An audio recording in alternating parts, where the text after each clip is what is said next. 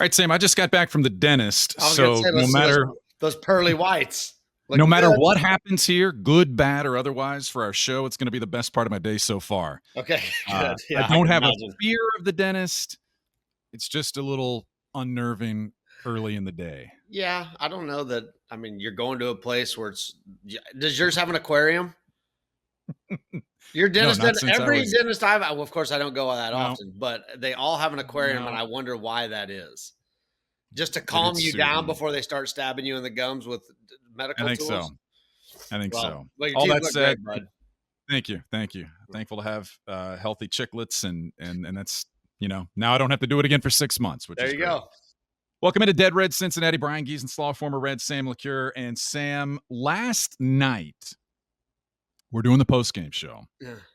You should watch the postgame show, by the way, Red's postgame on Bally Sports. And as we're in commercial, I look down at the old Twitter X and see that your former teammate, after 15 years of doing this, Aroldis Chapman lights up 105.1, 104.7, and is in that neighborhood for an entire at bat against Manny Machado, punches him out, smiles at him, and then does that walk back to the dugout that he does. Yeah.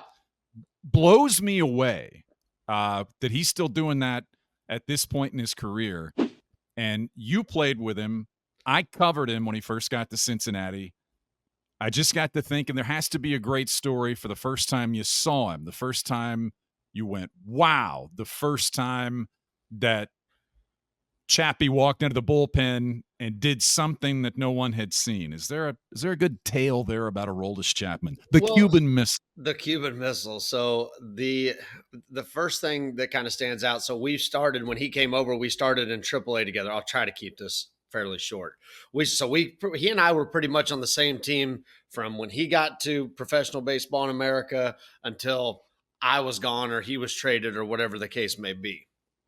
So the first thing that sticks out to me about Chappie was just how hard it was for him to kind of transfer to the American lifestyle, not knowing any English, things like that. He was kind of a problem child a little bit because he was just wouldn't go by the book, or at least the book that was, written here in America for how things were supposed to be done. So he was kind of a pain in the ass for the most of the part to begin with, and then he comes, then I was called up to the big leagues and later August, but they had to call him up. He had been starting in Louisville. They called him up, Right.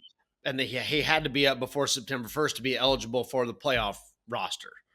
So they brought him up, obviously, as the reliever. And I remember him throwing 105.1 in San Diego, the same number he hit last night 15 years ago. Unbelievable. And then I also remember he would come into games, whether we were win, lose, or draw, and seeing the fans that were walking up the stairs turn their ass back around and come sit back down when his entrance music came on. That's what stuck out to me. That's my tale about Chappie, Right. is watching, all these guys, we're out of here, we'll beat traffic. And, Right. And I mean, all of them, they're all heads turned right when his music came on, and they went back down the stairs to watch Chappie throw 100 million miles an hour. And we all felt the same way. Everybody in the clubhouse, see, I'm trying to tie it in. Everybody in the clubhouse and in the bullpen and on the other side of the field was just in awe of what you were seeing because you'd never seen it before. Right. And for a generation, right. For a generation of Reds fans, that was the first big show. That was the first must-see player for this generation who maybe caught the tail end of Larkin and those guys. But even some of those guys, as good as they weren't, it didn't come down to a moment or something astonishing as consistently as it did with a guy who threw that hard. Yeah. And was that unpredictable, and was that part of his aura was that he was kind of aloof, that he was kind of distant, at least publicly. Speaking from a media standpoint, I always felt like one of the worst things was we had that show in Cincinnati, and at the time, baseball didn't require each team to have an interpreter. Right. And so we were at the whim of whether or not we could get Tomas Vera, the trainer, to come translate, or if Chappie would even entertain the thought of a few questions. We heard so little from him in his time here that all we had were those moments coming out of the bullpen and that stoicism and that cool. And it was great, but we never got to know him. And I'm not sure 15 years later if people really know him, know him. I don't think so. I don't think so. And I Oh, don't know that he necessarily wants to be known. So after he started to learn some better English, after I had learned to, to communicate better with him in Spanish, like, yeah, we became pretty good buds. I felt like yeah. we still keep in touch. If he comes through town, obviously I'm going to, when next time Pittsburgh comes in, I'll go down and see him and, all this jazz. But it took a while from him to get acclimated. We're not running into that problem in Cincinnati now with this particular generational talent. No, we are not. Okay, that I like the I listen, there's more there with the Chappie story. I want to do more of that because I've got a few more. I know you have a few more, but man, it stood out last night watching him do that again. And what a beautiful athlete. That's Oh, yeah. that's where I'm just going to leave it. Just remember people How always talked about how he could run too. Yeah, Yeah, how what kind of gifts do you have from the Almighty that you look like Megatron. that, can run like that We and call we throw called like him that? Megatron because I don't know if you Yeah, guys follow this guy on Instagram, Chappie. I mean, yeah, he practices boxing yeah. and he is just an enormous individual. Like his lifting routine and all this stuff. Like, let me tell you who's not going to get the mound charged. Nobody, I don't care who it is. There's nobody in baseball that is going to charge the mound on Aroldis Chapman. And if they do, then he better run. Because if they've seen what he looks like physically and they still do it, then he better run. And then the good news for him is he's as fast as Elly De La Cruz. It's unbelievable. I mean, it's crazy, dude. It is Some of these nuts. guys, and then All just right. this my little redneck ass running in there, and like I'm like, what am I doing in here? And what's crazy is at the time, like I felt as big as all them. Yeah, We had Broxton and Marshall and Chapman, and I yeah, drew, and I felt like I was 6'5". I did. yeah. After I got done playing, and I would go back at that. Maybe that's why I don't go to the locker room anymore. And I go back in now, I feel about that tall. It just because like I don't have like the testosterone and the doll, all that alpha type stuff that you had to have to be in the club. That you had to have. It's like faded now, and I go in there and they're no bigger than the guys that I play with, but I just don't feel that way anymore. So that always kind of struck me as funny. Yeah. Wow. All right, that sets us up for the leadoff spot because I'm going to tie Chapman into what you already did to the current Reds team because in all of the discussions that we have on a daily basis about Elly De La Cruz and more recently, another list of things that he's done that haven't been done before at this age or haven't been done all in the same season, you made the comment that there are two players that you've been around that kind of leave you speechless in that way with some of the things that they do.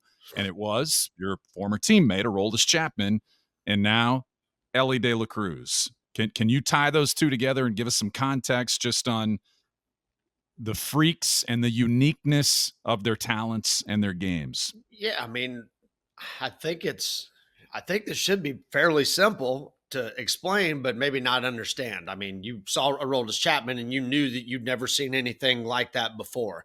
You knew it,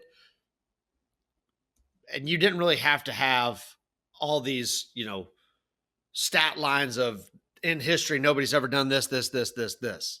Like you knew Yep. Chappie, you knew every time the ball came out of Chappie's hand, nobody'd ever thrown the ball that hard. Like you just kind of knew by watching it. Um, with Elly, I think you recognize it. I recognize that it's special. It becomes more special when you start putting him into the context of he's the only player in Major League history to ever do this four times, this four times, this four times, this four times, and this four times in a career, much less one season.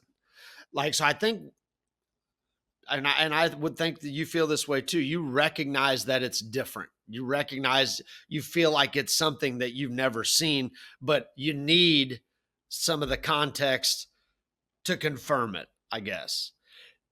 Yeah. With Chappie, it was easy. You saw the radar gun, it was 105, like, you knew that you had never seen that. But with Ellie, you feel like you had never seen it, but to get confirmation from all the stats and all the lists he's now kind of creating, I mean, it's mind blowing, dude. Like the fact that I'll sit around, I do baseball and I love it and I work it and all that stuff. There's not a lot of times where, just like anybody else, I wouldn't necessarily want to go home and talk about work. Now, Yeah. It, the number of conversations I've had away from work about this dude, like that's a one of one list. Cause I mean, for me to go home and start talking about baseball, which I love, and I love talking baseball, but that strikes me too. Let me give you this. When we measure it and we put it in context, what he's doing, it's always that he's 22 years old. It's always that this is his first full big league season. It's the how quickly he's made adjustments and improvements and seems to have a mature mental approach that goes beyond his experience level or his age. And there was an article on MLB.com yesterday in which Jamer Candelario, who is a teammate and a good friend of De La Cruz, they locker next to each other. And, Candelario's, I think, 30, but he's been around. And he was asked about his role kind of helping De La Cruz. And he said, I always try to get him to smile, to give him some advice, but just when he needs it. And then Candelario said this, and I thought this was interesting. He said, we need to be smart about how we reach out to him and bring him along because sometimes it can be done the wrong way. De La Cruz seems to be thriving, so I think giving him all the credit he deserves for that, but also giving the credit to some of the people that are around him and some of the teammates that are not taking him seemingly at this point the wrong way. It seems like the situation for him to blossom as a superstar is a healthy one. Would you I would agree agree. with that? I would. Yeah. Yeah. Yeah, that's interesting to hear it kind of phrased like that. That we need to be smart about this and make sure we're taking him in the right way. Yeah. And I think that's true. I think to some degree that being in the Cincinnati market can help that. Mhm. I mean, obviously he's going to get to go to all these other cities. And when he went to LA and he goes to New York, like, there's the media scrum that wants to be there with him. And I think he's fine to do that. I don't Mhm. think he puts a ton of stock into it. It's kind of like he was just in Miami and they're like, oh, he had these couple great games back to back. What is it about this field? He's like, it's just another field. I talked to my mom about this last night. What did Mama LaCure say? She said, I loved what you said on the post game show, that he just kind of, as simple as you can keep it, is gives you your best chance kind of thing. And I Yeah. had told her, I said, Mom, there's times where I just wish I could give a 3-word answer, but I'm kind of paid to talk. So I've got to fill some time. But it's like the secret sauce is in the simplicity of being able to make these things small.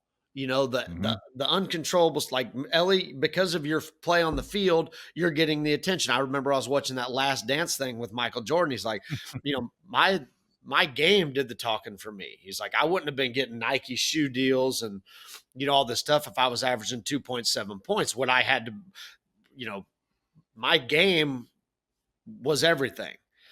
Yeah. I think, Jesus, did I just compare Elly De La Cruz to Michael Jordan? I don't think I compared. I think I was giving an anecdote. 5 days ago, you were reluctant to call him a superstar, and now you're comparing him to Jordan.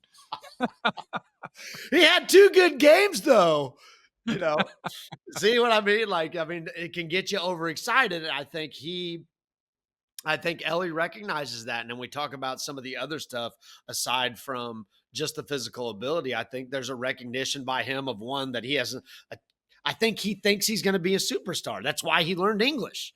Different, like that's part Yeah. of it. Like that's what you see people like that do. Joey, when he was here, learned Spanish to better communicate with his teammates. I mean, there's things that those guys take on. They're like autistic or savant or whatever, in that way where they soak so much stuff in and they just operate on a different level. I always call Joey kind of socially awkward. Like there's just a level that they're operating at mentally that's different from the common man.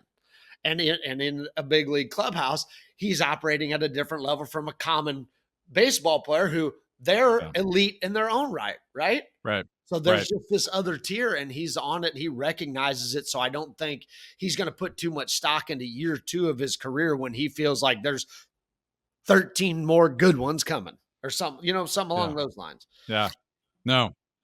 When people ask me and I try to explain to them, just maybe sometimes uh, being around big league ball players or being around professional athletes, there's people that play at that level are wired differently just to be able to get to that level. Right. And then you have the other level that you just described, that people on that level are wired even differently than the elite athletes that they share a locker room or a clubhouse with. Yeah. And those are the separators. And you see some of that. We have seen it. And De La Cruz continues to kind of redefine, I think, how we're going to A see lot of things. him and a lot of things within a certain context that only he's kind of created for himself. Yeah. It's pretty And cool, man. it's pretty cool. But let's do this now, because we're going to talk about expectations in a minute. But no matter where this season goes for the Reds as a team, with 2 months left, no matter where it lands when they get to the finish line, walking away from this season already seeing De La Cruz at 22, and then let's put Hunter Green, who just turned 25 a few days ago, the team's 2 all-stars. If you drew up the plan 3 or 4 years ago, it was, okay, we want to build around certain guys. And okay, your cornerstones are starting to show themselves. Those are 2 of them, probably not the only 2, but the first 2 maybe to really emerge. Yeah. And so from that standpoint, you have to look at this season if you want to take things away from a season that maybe team-wise didn't go the way you wanted it to. There's where your conversation starts about the future of the team. Yeah. And I think the window.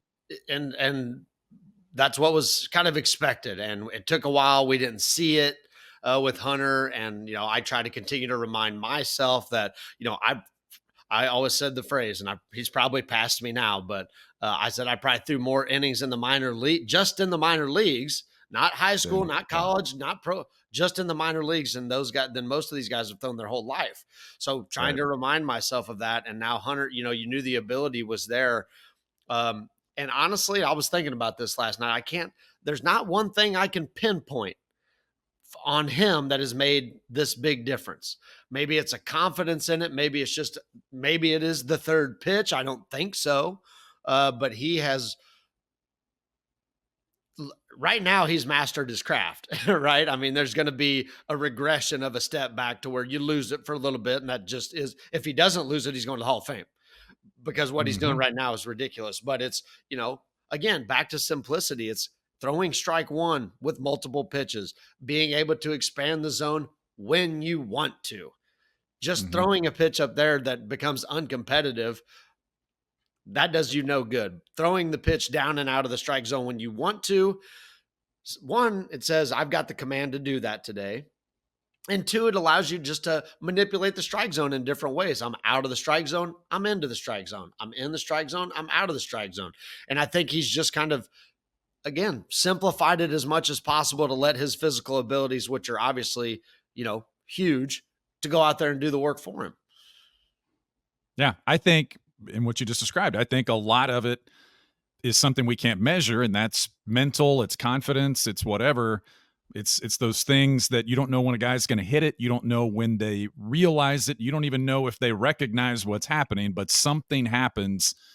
And I think we saw something happen in the middle of this season for Hunter Green that he had been building towards, hoping to get where that happens. And I think that's where he is right now. Again, as you said, you always temper this with there are going to be ups and downs. He's 25 years old. He doesn't have that many innings, but I think he's discovered some things certainly this season about himself and what he's capable of that the Reds and Hunter Green are going to benefit from for a long time. But what do great teams have? They've got an ace and they've got a superstar. Yeah. So going into There you next go. season, you feel like, and I'm still going to sit here and say I think Nick eventually is going to be the better of the two. But right Yeah. now, Hunter's, really looking good. All right. I like that. Quick thought on expectations. I'll start. When we talk about expectations for this team the rest of the way, what we said all along was they have a chance because of the way that they've pitched. Yeah. So expectations the rest of the way for the Reds, which, to be honest, they haven't gotten traction. They haven't become yet a 500 team. They're 2 steps forward and 3 steps back seemingly week to week, but it doesn't mean they're not capable of a run. Sure. Pitching, I think, is still the key. Can they pitch well consistently down the stretch? And, the questions that pop up, are guys going to get fatigued? Is that what's happened to Andrew Abbott in a few starts? I don't know. Is that what happened to Fernando Cruz in a few starts? I don't know. But you've seen some of those things show up, and you don't have, Frankie Montas is gone. He was at least innings. Lucas Sims is gone. He was some high leverage situations. If they can continue to pitch, they continue to be interesting. If the pitching fades a bit for whatever reason, they become a less capable, less interesting team in what is kind of a mess of an a wild card race right now. I would Now agree. your turn. I agree. I mean, I completely agree with it. And so my expectation, and I try to be realistic with this, with an eye on optimism, because I like those guys and I don't want to bet against them. I want them to do well. I expect them to probably play about the way that they have all year long, because kind of you are who you are. And I expect them for they've got about 50 games left. I would expect that record to be below 500. I don't think they reach the 500 mark by the end of the season. And I hate that because, again, I really like those guys. Now, Matt McClain's going to come back at some point. That kind of changes your idea as far as what this team may look like. But I still think that looking at their schedule, it's going to be tough for them to scratch out 500 the rest of the way. Not only in the 50 games, but obviously the season as a whole. All right. We ran ourselves We're going to pretty squeeze well in. smack out of time. That's right. That's all right. But we're going to do 5 and dive. Okay. And 5 and dive is an Olympic themed 5 and dive. All right. And this is good. So the Olympics, obviously, gold, silver, bronze. So I'm going to give you some completely random Red/baseball topics, and you're going to give me, of the 3 options I give you, you're going to rate them gold, silver, or bronze based on their appeal to you in whatever way. Okay. All right. We start with Reds facial hair. Jake Fraley's Viking look.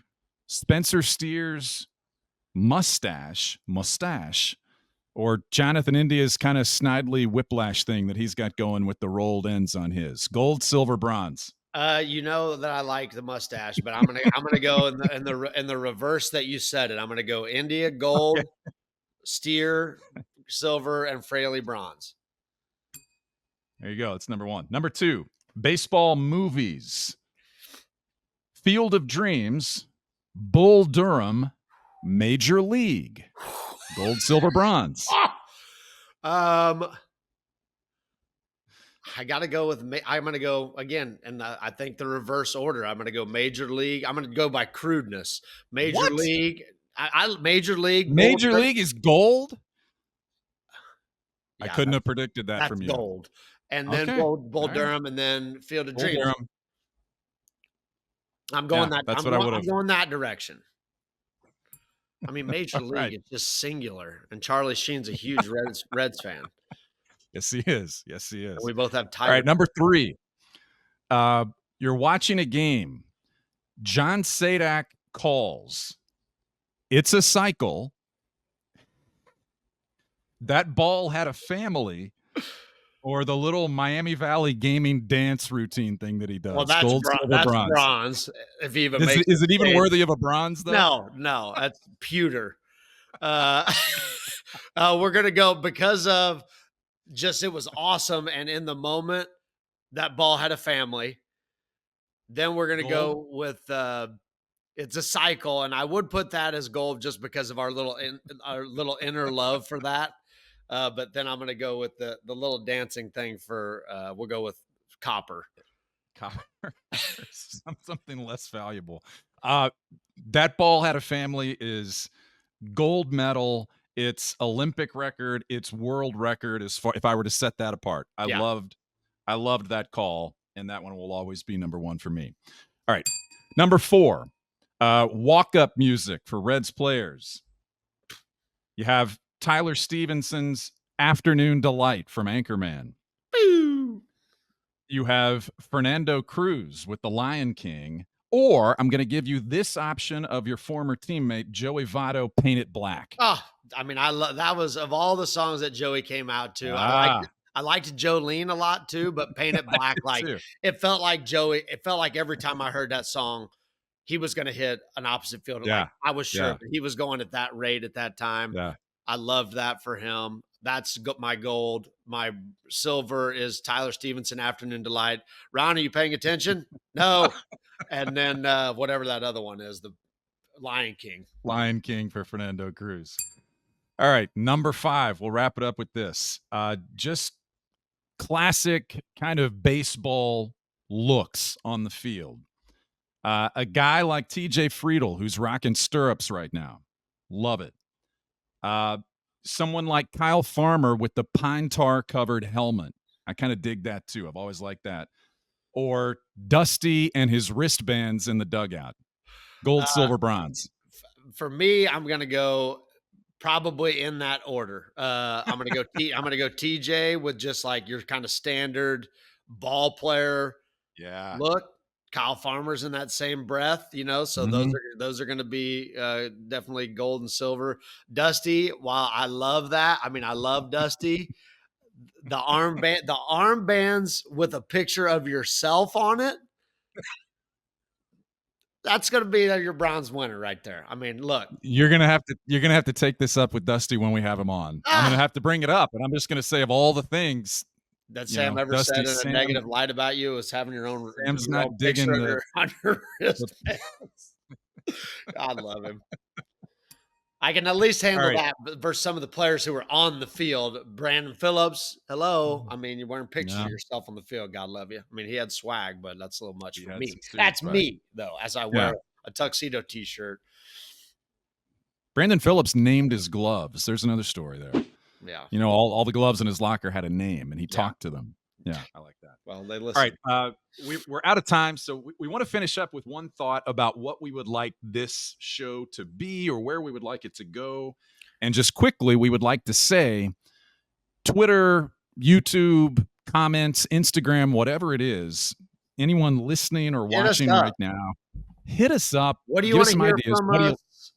What do you want to know? What direction? Yeah, what direction can we kind of take it a little bit? Spend more time on this, less time on that, more Yeah. stuff from around the league, more stuff Mhm. on the Reds, more whatever the case may be. Just, kind of this is for you guys. We have fun doing it. So it's a little bit for us. But if you're listening to it, if you're taking the time out of it, we want to give you what you want. So let us know what that is and we will do our best.